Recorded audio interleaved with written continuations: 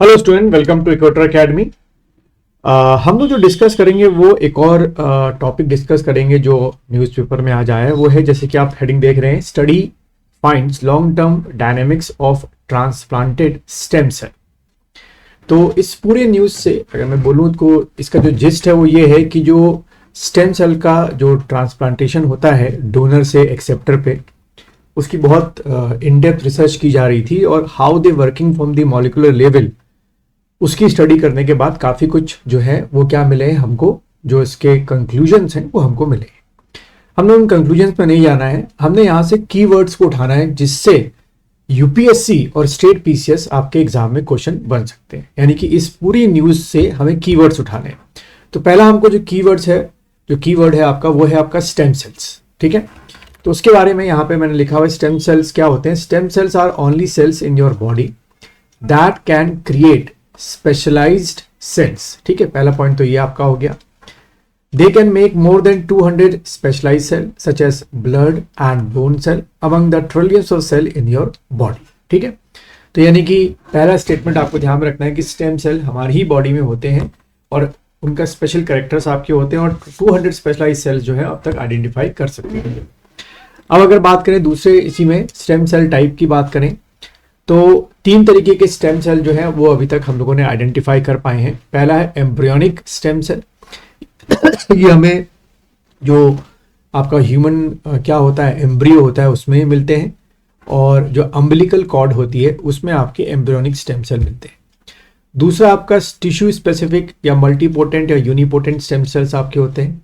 और तीसरा induced pluripotent stem cell, यानी कि जो कि लेबोरेटरीज के अंदर बनाए जाते हैं। ठीक है, तो यहाँ से आपके जो भी फैक्ट्स मैंने डिस्कस किए वो आपके एग्जाम में पूछे आपसे जा सकते हैं। अब दूसरा कीवर्ड जो यहाँ से हमको समझ में आ रहा है वो है आपका इम्यून सिस्टम। ठीक है, यहाँ से मैंने इम्यून सिस्टम को तैयार किया है। इम्यून सिस्टम क्या है? Your immune system is a large network of organs, white blood cells. यानी कि पहला क्या होता है आपका लार्ज नेटवर्क ऑफ ऑर्गन्स होता है, वो भी आपका क्या बनाता है, इम्यून सिस्टम बनाता है। आपकी बॉडी में जो भी आपके वाइट ब्लड सेल्स हैं वो आपका इम्यून सिस्टम बनाते हैं। ठीक है, प्रोटीन आपके होते हैं बहुत सारे अलग टाइप के, वो इम्यून सिस्टम बनाते हैं, और बहुत सारे केमिकल हमारे बॉडी में होते हैं जो कि इम्यून सिस्टम का पार्ट होते हैं। These parts of all work together to protect from germs and other invaders. ठीक है, जर्म्स में आप वायरस मान लीजिए, बैक्टीरिया मान लीजिए, इन्वेडर में कोई भी आपका क्या हो गया, फॉरेन पार्टिकल्स आपका हो गया। Immune system also help to body heal from infectious and injuries. Our immune system work hard to keep you healthy. It does this by, immune system क्या करता है, keeping invaders out of your body, destroying invaders अगर आ जाते हैं तो, limiting how much harm the invader can do if they inside your body, healing damage to your body, adapting to new challenges and threat according to the changing of the climate. Now, invader जो आते हैं हमारे में against bacteria, virus, fungi, parasites, ठीक है, वो आपके काम करते हैं।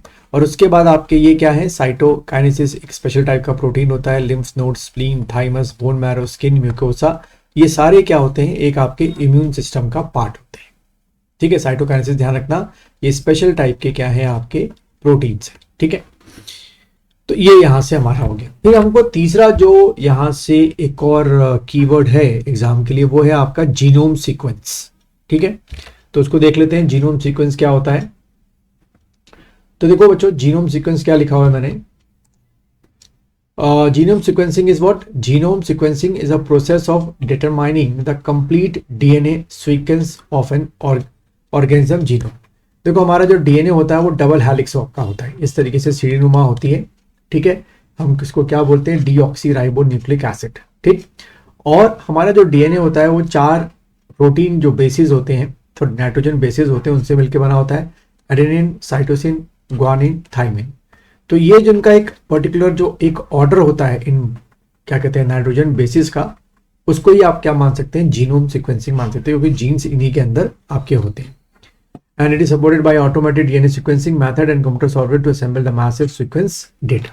ठीक है, तो बच्चों ये चीजें आपकी हैं। तो पर्टिकुलर इस न्यूज से जो मैंने अभी आपके साथ डिस्कस की, कौन सी, studying find long term dynamics of transplant stem cell, तो इसमें जो अगर हम देखें फाइंडिंग्स क्या मिली हैं, कि for the first time scientist have tracked what happened to stem cell decade after a transplant, यानी कि जब हम स्टेम सेल किसी को डोनेट करते हैं, जो रिसीवर है उसमें कैसे स्टेम सेल काम करता है on the basis of micro studies, वो हमको इस स्टडी से नहीं से पता चला। और इसमें ये कंक्लूजन निकला है कि यंगर सेल का या यंग वंग्स का, जो यंगर्स पीपल होते हैं, उनका डोनेशन ज़्यादा अच्छी तरीके से काम करता है एज कम्पेयर टू जब आप एज 50 प्लस या 60 प्लस में अगर आप कोई स्टेम सेल डोनेट कर रहे हैं।